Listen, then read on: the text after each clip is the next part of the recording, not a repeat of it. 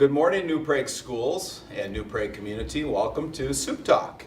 We'd like to thank you very much for tuning in and being with us today. As you can tell, our background is a little bit different. We are in the newly renovated district office, which we were able to get into right after the Christmas break, early January. The superintendent's office, business office, and many of the other areas were opened up to us. So we wanted to just give you a little snapshot of what our newly renovated district office looks like.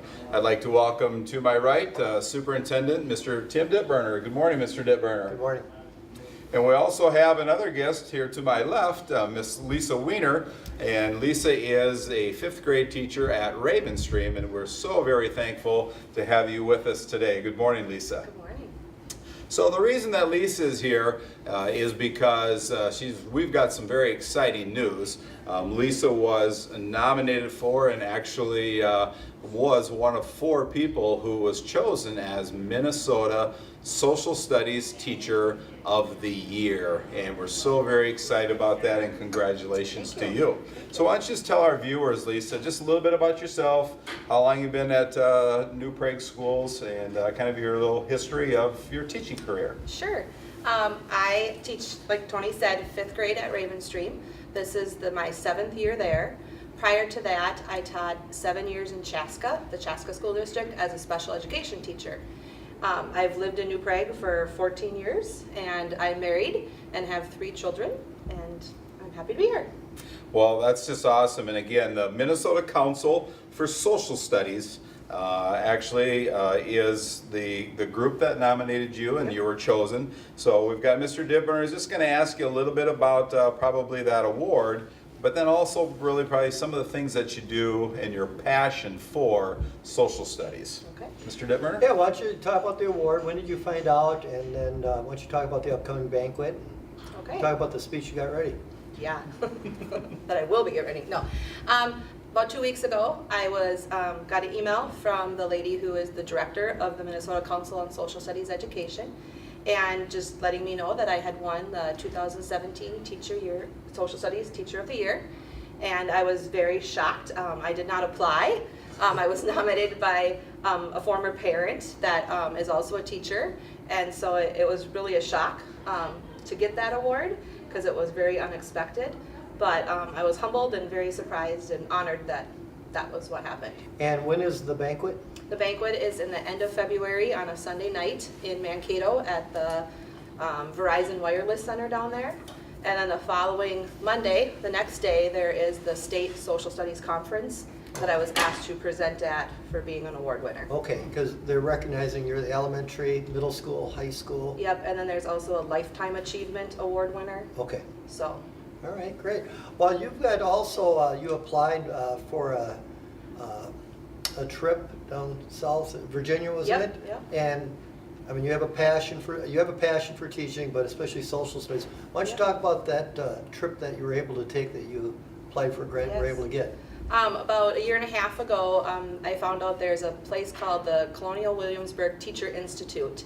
And there's different weeks during the summer that elementary, middle school, and high school teachers can apply to go to Virginia, and you spend a week at Colonial Williamsburg, and they submerge you into the history of the colonial Civil War, or the Revolutionary War period up until the Civil War. And I was selected to do that, and it was a paid scholarship. And so they flew me out there, and I spent a week living in Colonial Williamsburg. The house I stayed at was Martha Washington's parents' house. Okay. So that you stay right in the old houses, and I brought back tons of ideas and inquiry lessons that I've been using this year in class. Great. Why don't you talk a little bit about that for your 5th grade class, then sort of what the curriculum is, the timeline in regards to social studies. Okay. Our state standards in 5th grade are working with civics, economics, history, and then geography. And 5th grade is really heavy on the history part of it, the American history. So I start the year with Native Americans, like Mesoamerica, and work my way up until the year 1800. And so I was able to use a lot of that colonial stuff. I'm actually using it right now in the classroom to get the kids submersed into the history. They have a hard time understanding history when it's 400, 500 years ago. So I have a lot of artifacts and what I call artifacts that we give the kids and let them try to experience as much of that time period, because it makes more sense when they get to live it themselves. Great. Now you team teach 5th grade at Ravenstream. Do you have language arts and social studies? I actually have math and social studies. You're math and social. Yep. It's a little different in every Yep. building, every team. Yep. Yeah, why don't you talk about who's on your team and Sure. how do you guys balance that out? Yep, my teaching partner is Kathy Ilka, and she takes care of the reading and science standards. And then I have her class for the math and social studies. And we work really well on trying to piggyback on each other. So when I was talking about archaeological digs in Virginia, she's talking about soil erosion and all that stuff in science. So we the kids get a bigger picture of the curriculum at one time. Great. Now you've been in New Prague, how long have you said? This is my 7th year. From Chaska, all Yep. right. So, well, it's been great transition having you here. Thank You've made you. a wonderful difference in the learning of many kids that we've had at Ravenstream, and so great to have you here, being in Thanks. New Prague. Thank you. So in preparation of this, Lisa, I asked Mr. Pribble just to say a few words, the principal of Ravenstream, Mr. Pribble, and he just said about Lisa Wiener that she connects to her students' lives the curriculum, and through the society, search for patterns, develop empathy, and finds the tools to make the world a better place in their future. So those are a lot of things Mr. Pribble talked about. He always speaks very highly of your work in the class, and the word passion comes out, and we love to hear that about our teachers, that you're just being very passionate within the classroom, and that of course turns to great students learning also. So on behalf of the entire district, congratulations on the Social Studies Teacher of the Year Award. Thank you very much. We'll be right back with 2 more guests. Welcome back to Soup Talk. We'd like to thank Lisa Wiener, 5th grade teacher from Ravenstream, for being with us this morning, and what a wonderful award that she will be receiving down in Mankato here in a couple of weeks. We'd like to also welcome 2 of our social workers from the school district, Nikki Hatchfeld and Alina Peterson, and they are both from the middle school and the high school. And I'll just kind of introduce them and have them tell you a little bit about themselves. So Alina, let's start with you. Hi, like Tony had mentioned, my name is Alina Peterson. I am the social worker here at New Prague Middle School. I feel very lucky to work for New Prague area schools, and this is my 3rd year at the middle school setting. And I'm Nikki Hackfeld. This is my 1st year here at the schools. I have some school experience other places, but recently was at the hospital here in town and decided to go back and work with the kids. So I'm very excited. It's been a great start to the year. Well, that's great, and we definitely thank both of you for being here today. We've got a couple things we want to kind of just visit about, and the first one's just kind of some of the services for a lot of our viewers out there and parents, some of the services provided to our students. I guess I'll call them support services. If we have some students who need to talk with someone or are having some issues, whether it be emotional, social, anything, maybe we'll just start with you, Alina, but what's it kind of look like in the middle school, and how's it kind of work? I think New Prague area schools as a whole does a really good job of focusing on the whole child. I know Superintendent DeBruner has talked a lot about that. Specifically at the middle school, we have various interventions set up, throughout just the whole school, but then getting to a level of a tier 2 or level tier 3 intervention. We have a systematic process set up where each team each week is able to talk about any concerns, not only academically, but any type of social or emotional concerns for that child. And then we have a process among myself and our other counselors, Julie Holgate and Kristen Hanfield, to identify any type of needs or resources, for students or for families, if it's focusing more on the mental health piece or truancy intervention, or any type of other barriers that are conflicting with our educational needs. So to kind of paint a better picture of some of the service, we do weekly individual sessions, we do different groups, different skill groups. We do a lot of collaboration with our tri-county, different counties, Rice County, LeSueur County, Scott County. We also have a full-time therapist within our district, and that therapist is in on Tuesdays. And then we also have a couple other therapists from Scott County who are peppered in throughout the week. We work really really closely with those individuals.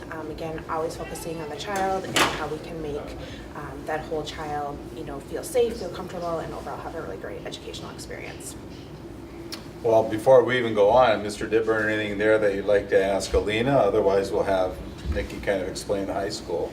No, I was just mentioned Alina. Now it's you as a social worker, and then we have 2 counselors at the middle Correct. school. That's correct. Okay. Yeah, and recently, Kristen, this is her 2nd year, but that's one thing, we don't have to share staff with other buildings. We're really lucky that we only have 2 counselors, but then myself in one building. We're not accessed at other places, which is a resource in itself. Yeah, and we're over 900 students, and for a while there, until last year, we had 1 counselor, 1 social worker we were nearly at 900, and so we needed to add a counselor, and so obviously so we can meet the needs of our students. Nikki, why don't you just explain some of the services at the high school, please? A lot of the services are similar to what they have at the middle school. At the high school, we have what's called the STAT team. It's the counselors, school psychologist, administration, myself, and then our chemical health specialist. Talks about student needs, whether it's academic, truancy related, if they just need additional supports, social, emotional, mental health, well-being. So we can collaborate, see who can reach out to those students and meet their needs based on what our strengths are as a team as well. And we recently just did a Connect the Dot survey to reach out to students and make sure that everyone has a connection with a staff person. So we sent a survey to staff and to students to make sure that they feel there's a connection. And if there's not, now we're going to be asking teachers to reach out to students who maybe don't feel that they've met a support person in the schools, just to build those relationships, which overall research shows helps their wanting to come to school and helps their social emotional well-being. And I'm also at the ALC here in town, so I go there 2 days a week, and I'm at the high school 3 days a week. So I can collaborate. Some students go back and forth between the 2, and so I can help them with their transition or whatever home life or other issues they have going on that maybe they need to go to the ALC for some different stuff, which is a nice piece to have. There are 4 counselors at the high school, and then myself that work pretty well. We're all in the same area and collaborate well. If we have questions or concerns, we know we can go to each other and get some support and some ideas. Good. Now, both of you, prior to coming here, you were either, your latest job was in the hospital field or a health center, that type of thing. Talk about the difference and why, how it's going, why you like it the way it is right now, being in a school setting. So the school setting, every day is different. You wear so many different hats throughout the day. You could be dealing with, in a student's eyes, a very big issue, maybe in an adult's eyes, a minor issue, but it's always building that relationship and making sure that student feels that they have a safe individual to go to. Like Nikki mentioned, the research shows that having one adult in their life who they feel safe with, that's going to be a huge protective factor for them, as they move into adulthood. The different hats, we're constantly collaborating with maybe local providers in town, hospitals, working with different community networks, if it's the food shelf, the different various resources through the county. And then also within the middle school too, we do a Proud Junior group. So we're also focusing more that tier 1, the bully prevention across the whole school. Okay, Nikki? Teenagers are kind of my passion. That's the age group that I really like to work with. You can rationalize with them more than you can the younger kids. And they still have so much, like they look forward to things. They have that hope in them, where at the hospital you're dealing more with kind of end-of-life stuff and can get a little depressing. And it's nice, it's because like Alina said, every day is different, but you get to experience so many different people and things.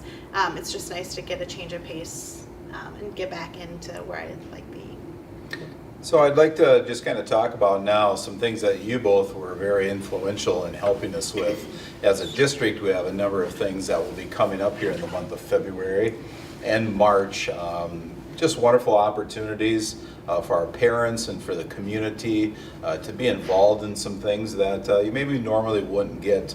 I'm just going to go one at a time. We've got 3 of them, and I'll just kind of mention it, and then one or both of you can just say a couple words about it, kind of the intent, and as our parents watch or community members, why would they maybe want to come to this? What's it going to kind of look like? And I know we haven't talked about our chemical counselor, Chris Hurdler, but he will be providing a presentation on Monday, February 6th at the high school called Know the Truth. Chris Hurdler, our district chemical counselor. So what's he going to kind of be talking about? So he's going to be talking along with the Minnesota Teen Challenge, the Know the Truth group, as well as a DEA and local law enforcement about signs and symptoms of chemical use, what to watch for, resources that are available. He's also having some students from the Minnesota Teen Challenge come and talk and give their story and kind of what got them back onto the path that they wanted to be on. Okay, and then on Monday, February 13th and Tuesday, February 14th, we're very proud to say that we have a gentleman named Josh Rivedal coming to our district through what we call the Duck Cup Memorial. The Duck Cup Memorial is a group of young men who graduated approximately 10 to 12 years ago, who host a golf tournament every year in New Prague to raise funds. They then in turn provide not the funds to New Prague, but they provide a speaker to come in for our students, our staff, and the community. And Josh will be here on the 13th and the 14th of February. And maybe Alina, you can explain this one a little bit. What's he really speaking on, and how's that going to look? She's going to talk more about the next Oh, one. got I it. got this. All right, Nikki's got this one. So he is coming in, and like Tony said, he's going to do presentations to all of the students at the high school. Plus this year it's new that he's reaching out to the 8th grade student, which is awesome. Definitely needed. He does like an improv theater type program, so it's pretty upbeat. He talks about his own experiences with like mental health, family stuff with suicide, and overall just prevention and better mental health and well-being for everyone. He's spoken in 32 different states and 4 countries. He goes all over doing these presentations and tailors them specifically to the age group he's talking to. So the students, even if they see it during the day, can still come to the free event at night with their parents because it's going to be a little bit different. Same with the staff. He'll tailor it to what our needs are, so we can kind of go to all of them as well to get a piece of his presentation. Okay, and then last but not least, the Scott County Outreach on Wednesday, March 29th. We've got some, well, I really think some really cool different types of speakers for that. Alina, why don't you tell us about that one? Yep, so our district has a mental health team, which is consistent of all the school counselors, school social workers, our 3 school psychologists, and then our officer liaison, John Madigan. And so early in the year, we identified that a need that we felt to help our community as a whole would be some better education on social media, specifically the danger that sometimes that digital footprint leads for some of our students.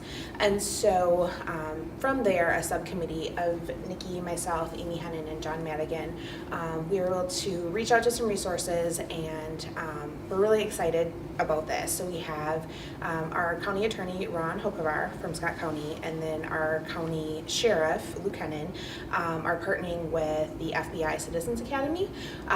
And so there's going to be 2 different presentations, and this is going to be on Wednesday, March 29th, also at the New Prague High School. So we're really excited that New Prague Area Schools is able to host this. And they're just going to be talking about how you can be involved in your students' digital or kind of their technology and on their social media. And really the theme that we want to push home is, we want to keep all of our students and our community safe. And so the FBI is going to speak more nationally, kind of what's going on in that framework, where the Scott County attorney and the Scott County sheriff is going to more so focus on locally, what's going on in our, not only our community, but as our county as a whole. So it's going to be really a lot of information, and we're really hoping to have a great turnout. And all the events are free, which is an extra bonus, so there's no barrier that way to come. And students can come with their parents to all of them. Good. Any more questions, Mr. Dibrenner? I would like to say, as we have a lot of parents and community members, a lot of times folks will ask me, what about the staff? Are the staff getting some professional development too? And in these things here, absolutely, we've definitely provided professional development for all of our teachers, paraprofessionals are invited, and then the community nights, everyone is invited to attend those. And it's just a wonderful event. I'd like to thank our New Prague Community Education Department also, and our Educational Services Department, Julie Schmitz, for helping us get the word out. It's all over our website. It's in the community education websites. And I do believe we're going to have some information in the paper here next week also. But if you would ever have any questions on any of these events, or middle school, high school, these two ladies here would definitely be wonderful people to contact. But we'd love to see you at one or all of our nighttime events, because that's why we really do put them on, as for our parents and our community along with our students. So that concludes Soup Talk for today. We would like to thank Nikki and Alina and Lisa Weiner for being part of it today, and our new district office. We're so very proud of it. So thank you very much, and we'll see you next episode.